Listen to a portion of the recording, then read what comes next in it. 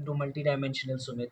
तो स्टूडेंट्स, आज हम एक और अमेजिंग लेक्चर के साथ आपके सामने हैं। ये लेक्चर जो है बेसिकली ये एक्सटेंशन है पिछले वाले लेक्चर का। हमने पिछले लेक्चर में क्या क्या पढ़ा था, पहले मैं थोड़ा सा आपको रिकैप करवाता हूँ कि हमने क्या पढ़ा था। जब हमने पढ़ा था आपका सबसे पहले सेल क्या है, सेल की इंट्रोडक्शन, सेल की स्टडी यानी पूरी साइटोलॉजी की को क्या कहते हैं, साइटोलॉजी पूरा। उसको बच्चे हमने पढ़ा था आपका सेल थ्योरी पढ़ी, एडवांसमेंट पढ़ी माइक्रोस्कोप्स में, प्रोकैरियोटिक और यूकैरियोटिक ऑर्गेनिजम्स पढ़ी, उनके स्ट्रक्चर पढ़े, उनके डायग्राम्स पढ़ी, उसके बाद उनके बीच का डिफरेंस देख लिया, सेल वॉल पढ़ी हमने बैक्टीरिया की और फंजाई की। अब पढ़ रहे हैं हम प्लांट्स की सेल वॉल। ठीक है, हम प्लांट की सेल वॉल के कंपोनेंट्स पढ़ेंगे। सेल वॉल के कंपोनेंट्स हैं सेलुलोज, हेमीसेलुलोज और पैक्टिक एसिड। सबसे पहले पढ़ेंगे मिडल लैमेला। मिडल लैमेला सबसे बाहर होता है, कनेक्ट करता है दो एडजेसेंट सेल्स को, यानी कि दो साथ वाले सेल्स को कनेक्ट करता है। इसकी कंपोजिशन क्या है, इसका ये बना होता है आपका पैक्टिक सब्सटेंसेस का बना होता है। और इसको स्टेन नहीं कर सकते बच्चे, स्टेनलेबिलिटी और कट लिखा क्रॉस किया हुआ है मैंने, कि इसको स्टेन नहीं किया सकता। इसको अगर आपको ख़त्म करना है, निकालना है मिडल लैमेला को बाहर, तो स्ट्रॉन्ग एसिड से ही इसको आप डिसॉल्व कर सकते हो। मिडल लैमेला के अंदर आपके बच्चे प्राइमरी वॉल, इसको वॉल लैमेला भी कहते हैं। इसको डिस्टिंग्विश नहीं कर सकते आप सेकेंडरी वॉल से, डिस्टिंग्विश यानी अलग नहीं कर सकते सेकेंडरी वॉल से, बहुत ज़्यादा पतली होती है। अगर आपको डिस्टिंग्विश करना है तो ऑन्टोजिनी, ऑन्टोजिनी होता है बच्चा कि ये पहले आती है, तो आप इसके प्रकट होने के यानी कि सेल में आने के समय को से ही इसको पता कर सकते हो। जो पहले आई है वो प्राइमरी होगी, जो बाद में आई है वो सेकेंडरी होगी। ये बिल्कुल सबमर्ज्ड हुई होती है सेकेंडरी वॉल के साथ चिपकी हुई। ये लेड फर्स्ट यानी पहले आती है और ये सेमी रिजिड है, ज़्यादा हार्ड नहीं है। तो इसको कहते हैं ये कैपेबल ऑफ ग्रोथ भी है। देखो यहाँ पे लिखा है एलोज ग्रोथ, इसके अंदर लिग्निन नहीं होता, तभी ये अलाउ करती है ग्रोथ को। सेल जैसे जैसे मैच्योर होता है प्राइमरी वॉल कम हो जाती है। एक प्रोटीन होती है बच्चे, उसका नाम है एक्सपेंशन। ठीक है, एक्सपेंशन की वजह से ये जो है वो ग्रो करती है आगे भी। ठीक है, अब बात करते हैं हम प्राइमरी नेटवर्क इसका। इसके अंदर होते हैं माइक्रोफाइबर्स, वो भी सेलुलोज की, जो जाइलोग्लूकन की चेन से जुड़े हुए होते हैं। प्राइमरी नेटवर्क प्राइमरी वॉल का। ठीक है, सेकेंडरी नेटवर्क है, इसके अंदर पॉलीसेक्रिहाइड्स होते हैं। ठीक है, पॉलीसेक्रिहाइड्स आपको पता है, शुगर के मॉलिक्यूल्स बहुत सारे। ठीक है, उसके बाद ये एक क्रॉस लिंक ब्रिज बनाते हैं, कैल्शियम के ब्रिजेस बनाते हैं, जिनकी दूसरी आयनिक इंटरेक्शंस भी होती हैं। जैसे मैंने बैक्टीरिया की कल आपको सेल वॉल बनाई थी, सेम उसी तरीके की इंटरेक्शन इनकी भी होती है बॉन्ड्स के बीच में। तीसरी लेयर है जो फर्स्ट और सेकंड को इंटरलिंक करती है, इनको कहते हैं स्ट्रक्चरल प्रोटीन्स, यानी ये स्ट्रक्चर देने का काम करते हैं।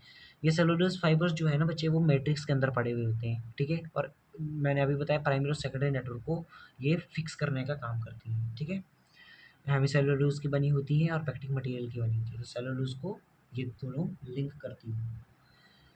प्राइमरी सेल वॉल के बारे में पता चला, पहले आती है, थिन होती है, इसको डिस्टिंग्विश नहीं कर सकते आप। अगर आपको इसको डिस्टिंग्विश करना है तो आप इसको सिर्फ फाइलोजेनी के बेसिस पे ही डिस्टिंग्विश कर सकते हो, अलग कर सकते हो। इसके अंदर 3 नेटवर्क होते हैं, प्राइमरी सेकेंडरी टर्शियरी। प्राइमरी में सेलुलोज के धागे होते हैं जो जाइलोग्लूकन की चेन से चिपके हुए होते हैं। उसके बाद सेकेंडरी में जो होती है वो पॉलीसेक्रियाइड्स होते हैं जो कैल्शियम के साथ क्रॉस ब्रिजेस बनाते हैं। प्राइमरी सेकेंडरी हो गया, इन दोनों को चिपकाने का काम करता है टर्शियरी। ठीक है बच्चे, इसके अंदर होता है हेमोसेलुलोज और पैक्टिक एसिड। इसीलिए कहते हैं कि प्लांट की सेल सेलुलोज, हेमीसेलुलोज और पैक्टिक एसिड की बनी हुई है। अब चलते हैं हम सेकेंडरी वॉल पे। सेकेंडरी वॉल मैंने कहा था नई होती है, बाद में बनती है, नई होती है और थिक होती है। ठीक है, सेकेंडरी वॉल जो है डिपॉजिट होती है प्राइमरी वॉल के बाद। ये थिक होती है, बहुत सारी लेयर्स होती हैं, बल्क ऑफ मटेरियल की बनी होती है, बहुत मोटी होती है मैच्योरिटी के टाइम पे। ठीक है, मेंटेन करती है ये सेल की शेप को, मैकेनिकल स्ट्रेंथ देती है, यानी कि स्ट्रेंथ क्षमता देती है सेल को बचने के लिए। कुछ कॉनिफर्स हैं जो कॉन बियरर्स, जिनके अंदर कॉन बनता है, स्ट्रॉबिलस, आपके जिम्नोस्पर्म्स हो गए। ठीक है, आपके कुछ टेरिडोफाइट्स भी हैं, जब हम इवोल्यूशन में जाएंगे तो आपको कुछ टेरिडोफाइट्स हैं और जिम्नोस्पर्म्स जिनके अंदर कॉन्स बनते हैं। उनके अंदर जो सेकेंडरी वॉल होती है वो 3 लेयर्स की होती है, S1, S2, S3। S2 इनमें सबसे थिकेस्ट होती है। टर्शियरी वॉल जो है वो बहुत रेयरली होती है, अंदर वाली साइड होती है, सेकेंडरी वॉल के भी अंदर होती है टर्शियरी वॉल। ये बहुत ज़्यादा ड्राई रेजिड्यू ऑफ, जब प्लाज्मा मेम्ब्रेन बहुत ज़्यादा ड्राई हो जाती है ना बच्चा, उससे बनती है ये। इसकी जो प्रॉपर्टीज़ है वो सेम है प्राइमरी वॉल की तरह, और ये ज़्यादातर मिलती है ट्रैकाइड्स, जिम्नोस्पर्म्स के ट्रैकाइड्स वाले वेसल्स में। और इसकी कंपोजिशन जो है हेमीसेलुलोज और जाइलन। ठीक है, इसकी कंपोजिशन टर्शियरी की। अब हम दिखाते हैं आपको डायग्राम। तो ये मैंने डायग्राम बना ली है सो दैट बच्चा आपका टाइम वेस्ट ना हो। ये है आपकी सेल वॉल की डायग्राम। ठीक है, ये आपका आ गया सबसे बाहर प्राइमरी सेल वॉल, ये भी प्राइमरी सेल वॉल। दो प्राइमरी सेल वॉल के बीच की जो जगह है इसे कहेंगे आप मिडल लैमेला, जो मैंने सबसे पहले पढ़ाया। ठीक है, मिडल लैमेला मैंने कहा था दो सेल को चिपकाने का काम करता है, तो ये है आपका बच्चे यहाँ पे मिडल लैमेला। ठीक है, उसके बाद मैंने कहा था कि इसके अंदर होती है आपकी प्राइमरी सेल वॉल, तो ये है बच्चे आपकी प्राइमरी सेल वॉल। ये देखिए ये वाली आपकी प्राइमरी सेल वॉल। इसके अंदर मैंने कहा था सेकेंडरी होती है, ये ये ये ये बच्चे सेकेंडरी सेल वॉल है पूरी, यहाँ से लेकर के यहाँ तक पूरी की पूरी सेकेंडरी सेल वॉल है। ठीक है, इसको कहा मैंने सेकेंडरी सेल वॉल।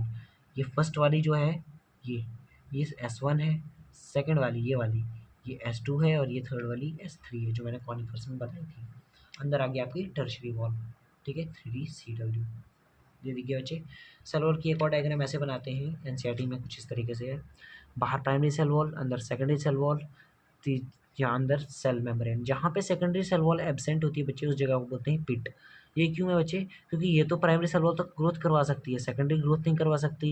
ये थोड़ी कम रिजिड होती है, ये हार्ड होती है, ये परमेबल होती है, ये बिल्कुल परमेबल नहीं होती, तो इसीलिए पिट होते हैं। तो किसी मॉलिक्यूल को अंदर आना है, किसी को बाहर जाना है, वो भी पॉसिबल है। जब सेल यंग है, न्यू सेल है या यंग सेल है, उसके अंदर प्राइमरी वॉल ज़्यादा होगी, सेल मेम्ब्रेन भी होगी, और सेकेंडरी वॉल बिल्कुल नहीं होती। जब टाइम बीतता है विद टाइम, तो प्राइमरी सेल वॉल जो है वो थिन हो जाती है, पतली हो जाती है, सेकेंडरी सेल वॉल आती है, मोटी हो जाती है, बीच में पिट दिख रहे हैं बच्चे आपको, और अंदर सेल मेम्ब्रेन। ये है आपका ओल्ड, या फिर आप इसको कह सकते हैं मैच्योर सेल। ठीक है,